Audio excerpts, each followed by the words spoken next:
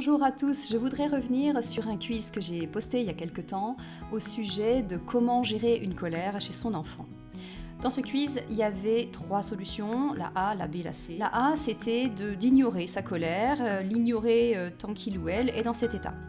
La B, c'était de mettre des mots sur cette colère, l'aider à comprendre ce qu'il se passe en lui ou en elle. Et puis la C, c'était de l'aider à passer à autre chose avec des activités amusantes. Donc je vais revenir sur chacune des solutions et puis je vais vous expliquer un petit peu ce que j'en pense par rapport à tout ça. Et puis surtout de l'effet que ça peut avoir sur l'enfant pour son état psychologique.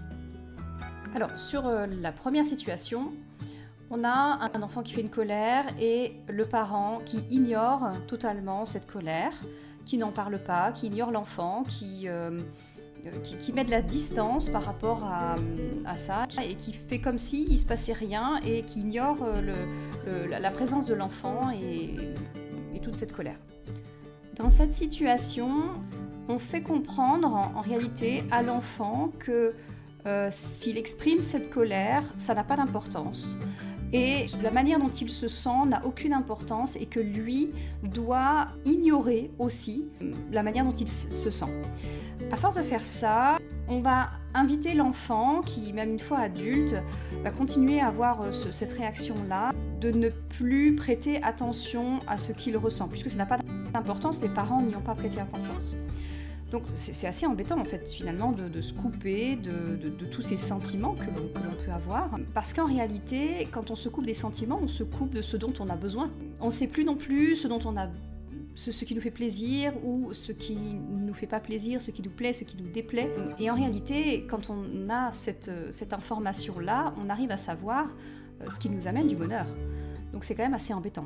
Ça va faire des adultes qui ne vont plus savoir ce qui leur fait plaisir. Je vais passer à la situation C.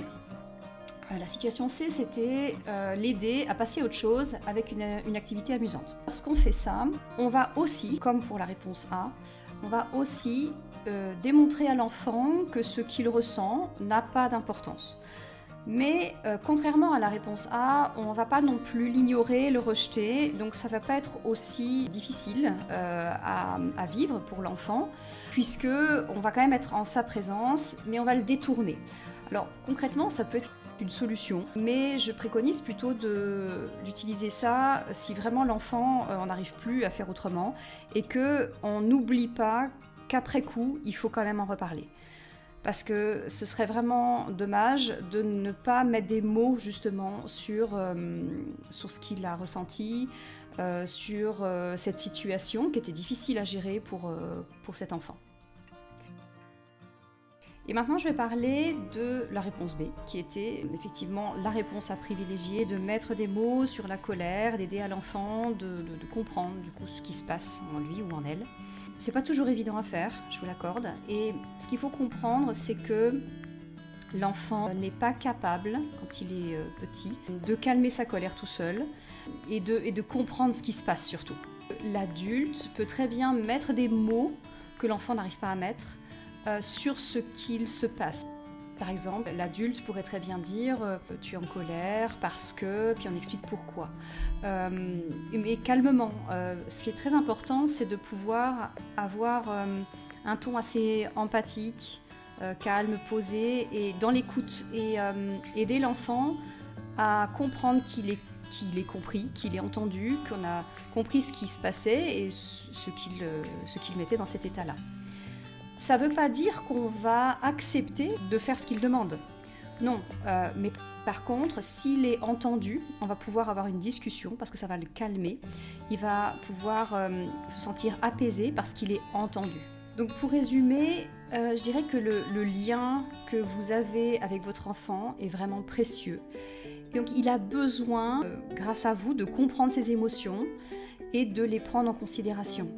Et pour qu'il fasse ça, il faut que vous aussi, vous puissiez en tant que parent prendre conscience que c'est important qu'il exprime ses émotions et qu'il les écoute. Mais donc comme je disais, attention, et ça ne veut pas dire qu'il faut absolument céder à tout ce qu'il veut et accepter tout. Et vous ne devez pas non plus nier vos émotions à vous, vos besoins à vous et les obligations qu'il peut y avoir par rapport à l'horaire par exemple ou des obligations autres. Et pour tout ça, la communication avec votre enfant, c'est vraiment la clé. Alors je vous l'accorde, ça prend du temps, de la pratique aussi, mais ça vaut vraiment le coup. Parce qu'avec ce type de réaction, où on va amener l'enfant à mettre des mots sur ce qu'il ressent, il va comprendre l'intérêt de ce qui se passe en lui et il va arriver à déceler en amont la colère ou d'autres émotions pour l'exprimer plus sainement par la suite. C'est-à-dire plus facilement, il va dire « je suis pas content, j'ai pas envie », des choses comme ça. Et c'est important de continuer à l'écouter. C'est important de continuer à l'écouter parce que ça va lui permettre de comprendre ce qu'il veut, ce qu'il ne veut pas, et qu'il prenne conscience que son point de vue, ce qu'il pense, ce qu'il ressent est important. Parce que c'est ce qui va lui permettre, en grandissant et adulte aussi, de se dire « Ok, je ne veux pas ça, je l'exprime, je le dis, je ne fais pas les choses parce que les autres le veulent, mais je fais les choses parce que moi je suis d'accord de le faire ou j'ai pas trop envie, mais je l'exprime que je n'ai pas trop envie. Je ne le mets pas sous un couvercle, cette non-envie de faire quelque chose. » Et en exprimant cette non-envie de faire des choses et en exprimant aussi ce qu'il aime, il peut prendre conscience qu'il y a des choses qui vont lui apporter du bonheur et d'autres non. Et donc c'est très très important en tant qu'enfant, en tant qu'adulte, de pouvoir se connecter à ses émotions. Si vous avez aimé cette vidéo, n'oubliez pas de liker, de vous abonner et de partager aux personnes que ça pourrait intéresser. Et si ça vous intéresse, sachez que je suis en train de créer un programme, alors peut-être que quand vous regarderez cette vidéo, il sera déjà créé. Regardez dans les commentaires pour avoir plus d'informations.